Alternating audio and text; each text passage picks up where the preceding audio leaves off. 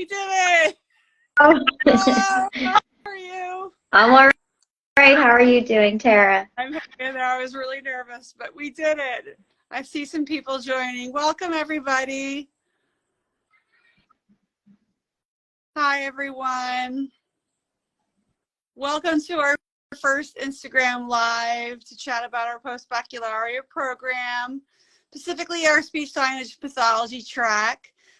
For all of us to get to know each other a little bit, if you just want to write in the comment box where you're from, if you're a freshman, sophomore, junior, or senior, if you're abroad or in the States, what university you're from, and if you have any questions, you can put them in the chat box. So we'll get started. I would like to introduce myself. My name is Tara Schumacher. I'm one of the assistant directors of admissions here at Salus University, and I'm the admissions coordinator for the post-baccalaureate program.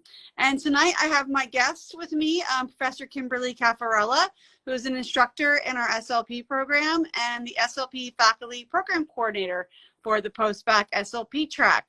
So when you were applying, you will be talking to us quite frequently.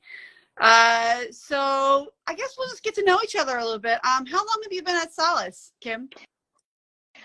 So I've been at Salus. This is my 5th year, I believe. I actually started at Salus as basically as a clinical educator in our graduate SLP program.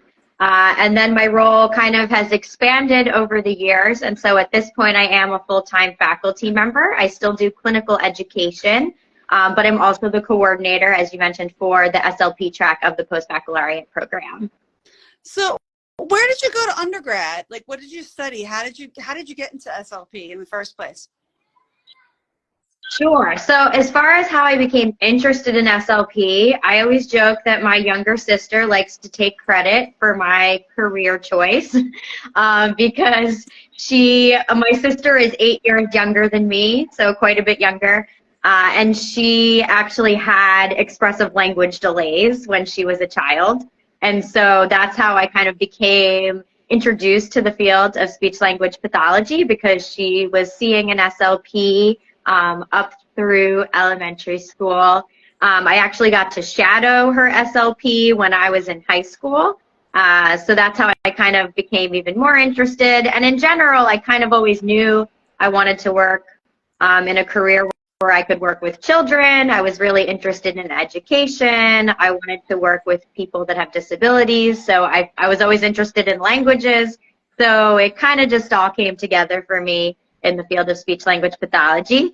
And then as far as the universities I attended, so I did my undergrad here in Pennsylvania at Indiana University of Pennsylvania, so out a little further west on the western side of the state. And then I did go to graduate school at Arizona State University, so went to the other side of the country. And the reason for that is because I am bilingual in Spanish. I'm a native English speaker, but I did a minor in Spanish during my undergrad. And so I decided to go to ASU because they had a bilingual training program. So were you always like into SLP? Because this program is for people who are actually changing careers.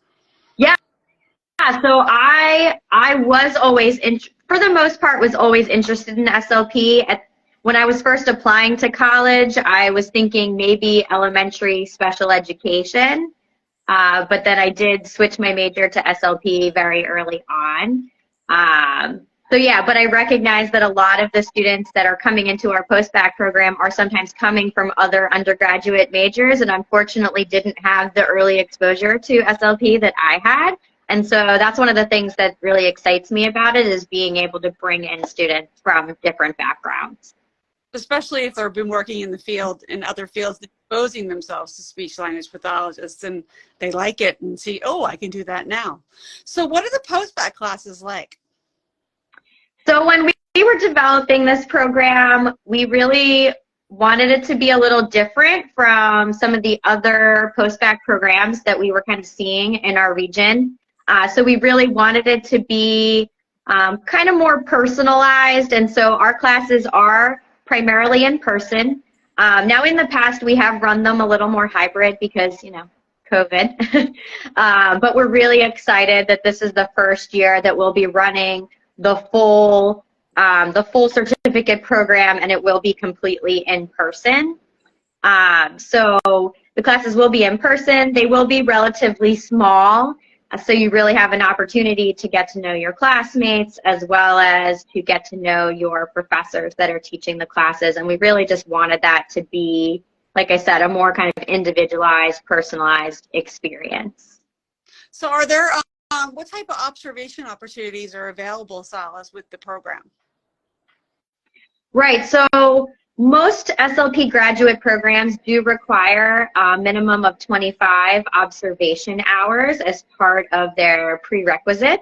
So we do incorporate those 25 observation hours into the SLP track, which is a really great advantage. I know even for me personally, as much as I loved my undergrad program, I did need to seek out some of my observation opportunities to make sure I had that 25 hours. So that is a big advantage of our program, is that we do work in those 25 hours. Many of those hours do take place at our on-campus clinic, which is called the Speech Language Institute. However, we do also have a number of off-campus collaborations that, for example, in our graduate program, I oversee some preschool programs, and so our students in the post-bac can have opportunities to observe at some of those off-campus sites. And then we do sometimes have other opportunities. For example, we have alum at various sites around the Philadelphia region, and so they are often very generous in allowing our post-bac students to do observations with them. So those are the opportunities as far as the SLP observations. But then the awesome thing about Salus is, because it is a health professions focused university, is that we do have other clinics besides the Speech Language Institute. So all of our students who are in the certificate program take a course that's called Intro to Patient Care, and that course is an interprofessional course. So you'll be not only with other SLP track students, but also with students in the health sciences track. And as part of that course, you do have opportunities to observe at Salus's other clinics. So that includes the Pennsylvania Ear Institute, which is the audiology clinic, and then also the Eye Institute, which is the optometry clinic. So lots of different opportunities to observe both SLP as well as other fields. Eye Institute is great. I'm actually currently a patient with them. How long is the program? So in general, for a student that is coming into the certificate that doesn't have any prerequisites fulfilled yet, it'll basically take about a year. So it's 3 semesters long if you need all of the prereq classes. So it starts with the Summer 2 session, which is starting very soon in July, and we offer 2 science classes during that session. And then we have a fall and a spring semester where you can take the remainder of your more general studies prereqs if you are in need of those, as well as all of the SLP content classes. So that's for students who are really focused on graduate school. Now, we do also offer a track for students who are interested in becoming a speech-language pathology assistant and receiving that certification. So that is an alternate career path that does not require going to graduate school. And so for those students, their curriculum is essentially the same as someone who would be applying to graduate school. However, to meet those certification requirements for the SLPA, they do need to complete some additional educational requirements as well as fieldwork hours. And so that takes about 1 additional semester that would take place typically in the summer following completing the rest of your prereq courses. So in overall, it's about a year for either scenario. Now that's mainly for full-time. They can do the program part-time, is that correct? Correct. So yes, we do allow both full-time and part-time options. So if you are doing it full-time, it would take approximately a year. And for students who choose a part-time option, I would work with advising you to develop a modified curriculum, but you would anticipate that it would take longer than that year most likely, I've been telling students it would take approximately 2 years, just depending on how many credits and which classes you choose to take each semester. At this point in time, because it is a smaller program, we're only offering certain classes during specific semesters. And so for that reason, if you would choose, not to do it full time, it's likely that it would take about 2 years to complete the program. Can you have a job alongside studying in the post-bac program? Yeah, absolutely. So we do anticipate that the majority of our students oftentimes are already working, and that they anticipate to continue working while they're in the program.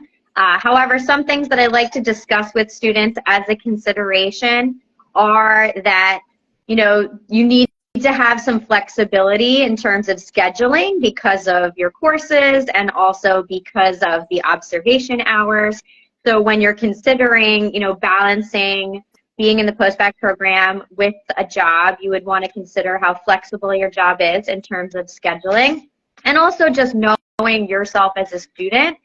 Some students may feel that they need more time to devote to study, and so you'd really have to balance, how many hours can you work per week versus how many hours you need to study to complete assignments. So that's really a personalized decision.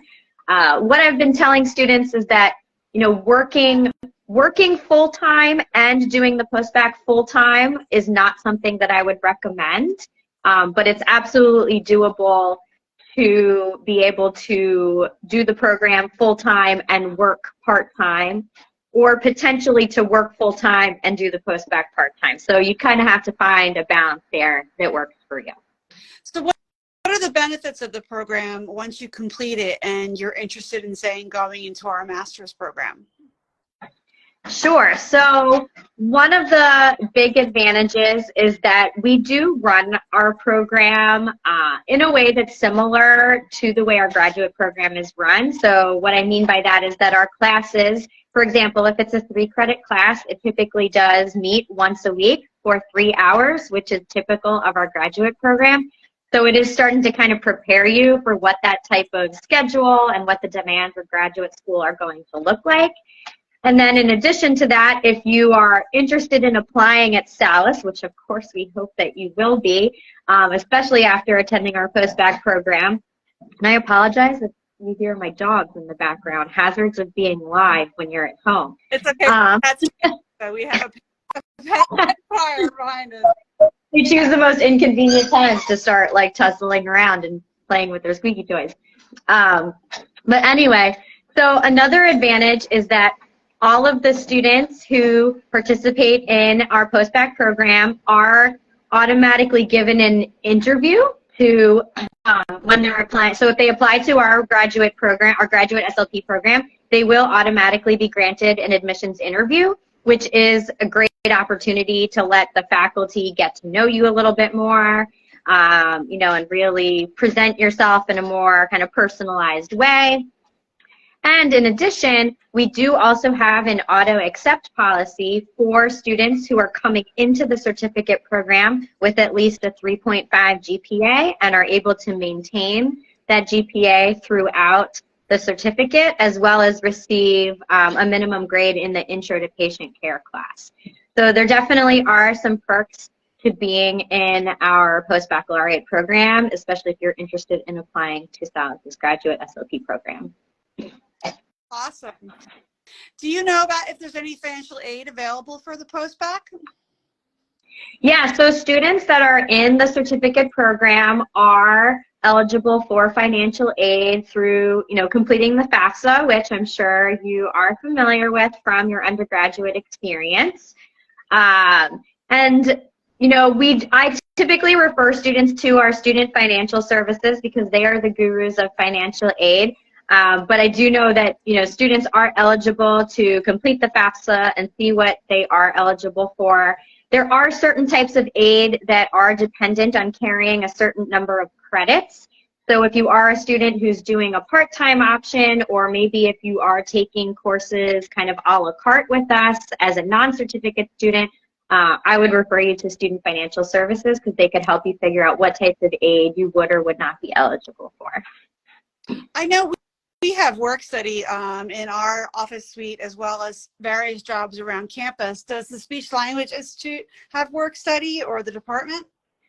I believe our department does have some work study opportunities, and then as you mentioned, there are kind of various opportunities around campus as well. So for students who qualify for work study through the FAFSA, there would be opportunities on campus for that. Can you talk a little bit about what you can do outside of academics at Salus? Sure. So Salus does have a number of different student organizations that you can be involved in, both professional as well as other types of organizations. There is the Hafner Center, which has exercise classes and some intramural sports, things like that. One thing I do like to highlight as far as organizations is that as a student in the SLP track, you would be able to join. There are 2 organizations that are kind of focused on speech-language pathology that you could join to get more experience, as well as also to meet other students, including some students in our graduate program. So one of the organizations is NISHLA, which you may be familiar with. You know, if you did take any undergraduate SLP classes, it's the National Student Speech Language Hearing Association. So we do have a chapter at Salus that our post-bac students are welcome to join. And then we do have another organization called SISTAs. So that stands for Sisters in Speech Therapy and Audiology. So that is an interprofessional organization for students that are involved in both speech language pathology as well as our audiology program. And the focus of that organization is to support students who are coming from underrepresented backgrounds. However, it's open to students of any background that support that goal. Do you know anything about campus housing? Is it hard to find housing? So Salus does not have its own on-campus housing. However, there are a number of apartment complexes and housing options in very close proximity to campus. And I know that Salus also does offer assistance with roommate matching. So that is a great option for students who might be moving to the area and who want to live close to campus. And of course, you know, split the cost with a roommate. So that's a great option. And another thing I like to mention too is that for students who are local to the Philadelphia area, many students, including in our graduate SLP program, are commuters. So it's completely doable, you know, if you're comfortable with commuting and you prefer to, you know, live, you know, outside of the immediate area, or maybe you're living at home to save money. We know that's a great option for many students. So commuting definitely is doable as well if you're not immediately in the area. Is there anything else you want to talk about the program before we wrap up? Anything that we missed? I guess one thing I just like to mention, you know, we kind of touched on earlier the idea that many students coming into a post-bac program are coming from different backgrounds. And so I just like to mention that, you know, I really think that's valuable. One of the reasons that we wanted to start a post-bac program is, again, to bring in students from different backgrounds, including students who may have different work experiences. So I know sometimes when I first have like an initial kind of meeting or consult with a student, they might feel a little nervous because maybe they've been out of school for a little while, or, you know, maybe they've worked in kind of professions that are not healthcare, not education related, and they're kind of nervous. But I always say, like, I think, you know, those diverse experiences are valuable in our field, and that, you know, we want people that have different types of experiences. Even as someone who kind of, you know, went right into SLP very early, like, I recognize, like, I learned so much from colleagues that are coming from different backgrounds. So, you know, don't let that deter you in any way, because that's so valuable, and, you know, we want you here. That's what the program is all about, ultimately. If you were to describe Salus in one word, what would it be? One word. Besides the definition.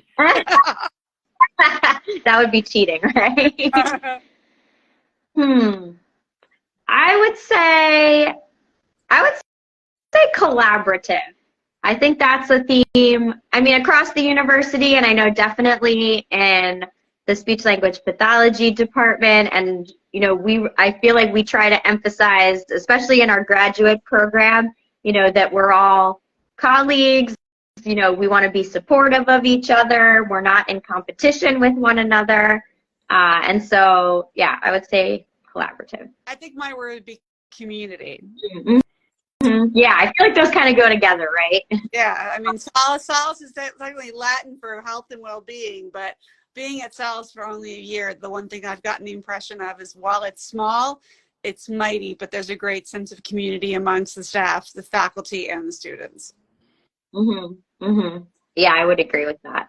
Okay, well, thank you for coming on with me this evening and doing this Instagram Live. It was our first one and hopefully one of many more. If you have any questions, I'm going to take one little last scroll to see if anybody has any questions that we haven't answered. Looks like there are none, but if you have any questions and you want to ask us after this live, you can email us at admissions@salus.edu. If you want to talk directly to me, just put Tara as in Dear Tara and ask your question, and your email will go right into my specialized email box. Also, take a look at our website, salus.edu.